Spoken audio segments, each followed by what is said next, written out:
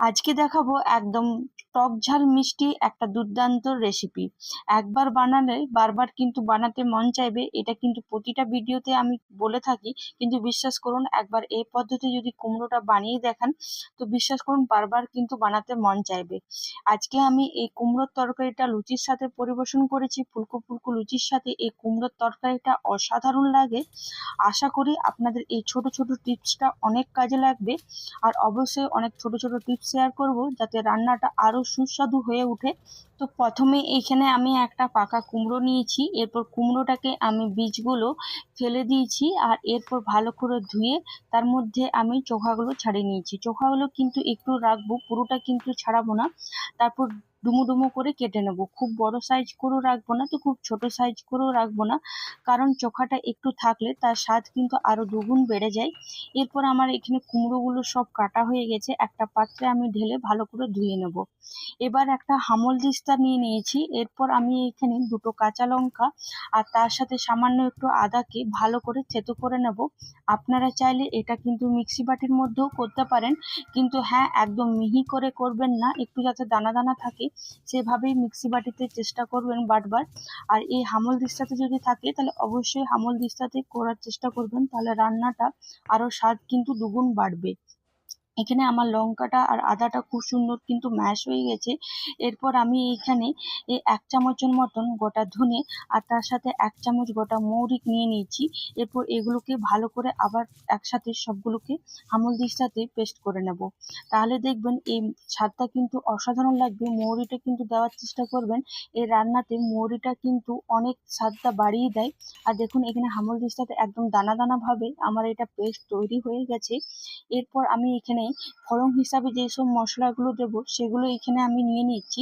তো তার জন্য এখানে 1 চামচ গোটা জিরে আর তার সাথে 1 চামচের মতন কালো জিরে আর 1 চামচের মতন জোয়ান আর তার সাথে 1 চামচ কালো সর্ষে আর 1 চামচের মতন মৌরি, সামান্য একটু মেথি আর দুটো শুকনো লঙ্কা। এটা যদি ফোড়নে দেন তাহলে দেখবেন স্বাদটা আরো কিন্তু বেশি ভালো লাগছে, খুব একটা মশলা লাগবে না, কিন্তু এই ফোড়নের জন্য রান্নাটার স্বাদটা আরো দুগুণ কিন্তু বাড়িয়ে দিচ্ছে।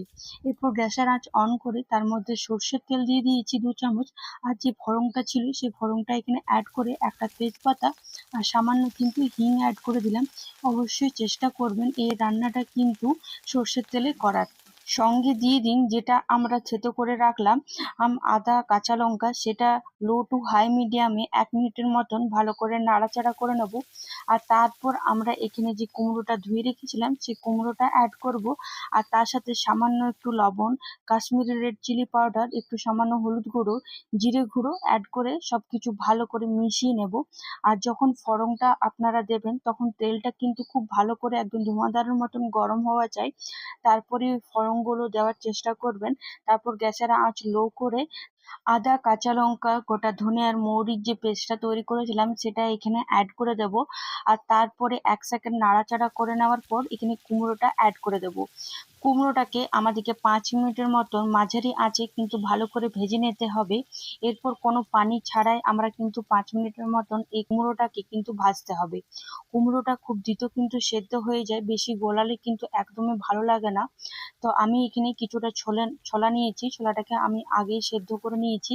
এটা কিন্তু পুরোপুরি অপশনাল, আপনাদের মন চাইলে এটা কিন্তু দিতে পারেন। এরপর ছোলাটাকে সেদ্ধ করে নেওয়ার পর আমি এখানে কুমড়োর মধ্যে অ্যাড করে দিলাম।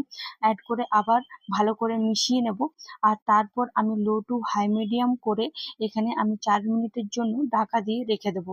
4 মিনিট পর আমি এখানে ঢাকা খুলে নিলাম।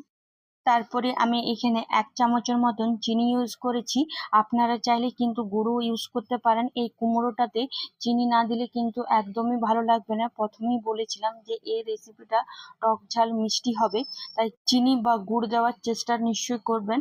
এরপর আবার 1 সেকেন্ডের মতন ভালো করে মিশিয়ে নেব। তারপর আমি এখানে গ্যাসের আঁচটা একদম মাঝারি করে আরো 5 মিনিটের মতন আমরা রান্না করে নেব। এখানে আমার 5 মিনিট হয়ে গেছিল, ঢাকা খুলে নিলাম। আর দেখুন মশলার গা থেকে তেলটা ছেড়ে এসেছে। আর ছোলাটা তো আমাদের আগে থেকেই সেদ্ধ ছিল আর কুমড়োটাও কিন্তু আমাদের সেদ্ধ হয়ে গেছে। আপনাদেরকে আমি দেখিয়ে দিচ্ছি যে কুমড়োটা কত সুন্দরভাবে সেদ্ধ হয়েছে। গলালে কিন্তু একদমই ভালো লাগবে না, অনেকেই আছে যে কুমড়োটাকে গলিয়ে নেয়, কিন্তু আমার মনে হয় একবার এই পদ্ধতিতে রান্না করে দেখবেন, খেতে কিন্তু অসাধারণ লাগবে। এরপর আমি ওপর থেকে সামান্য একটু গরম মশলা গুঁড়ো অ্যাড করে দিলাম, আর তার সাথে সামান্য একটু বিট লবণ অ্যাড করেছি। বিট লবণ অবশ্যই দেওয়ার চেষ্টা করবেন। আর তার সাথে একটু ধনেপাতা কুচি আর সামান্য একটু মেথি অ্যাড করেছি।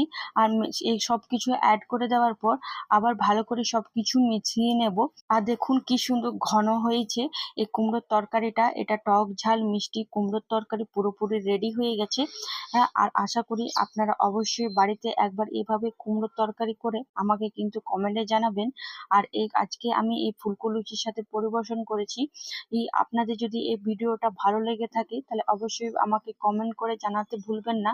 আর অবশ্যই একটা লাইক করে যাবেন। আপনারা পুরো ভিডিওটা দেখেন কিন্তু লাইক করতে ভুলে যান। এভাবে পাশে থাকুন। অসংখ্য ধন্যবাদ। আজকের জন্য বাই বাই।